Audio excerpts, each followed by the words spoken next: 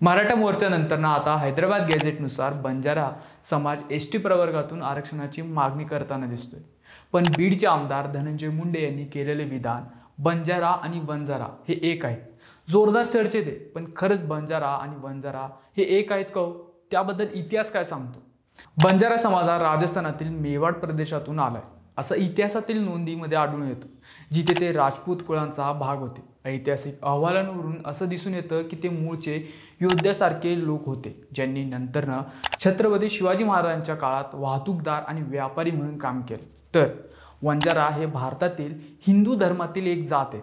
यवन आक्रमकांच्या त्रासाला कंटाळून इसवी सनाच्या 15व्या-16व्या शतकात राजस्थानमधून दक्षिणेकडे स्थलांतरित केलेल्या विविध 30 क्षत्रिय जाती जमातींपैकी ही एक जात होय।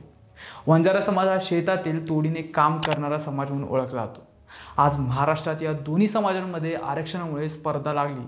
आज त्यांचे काम व्यवसाय वेगळा असला तरी एकेकाळी हे दोन्ही समाज एकाच प्रदेशातून सोबत मोठे झाले, हे मात्र नक्कीच।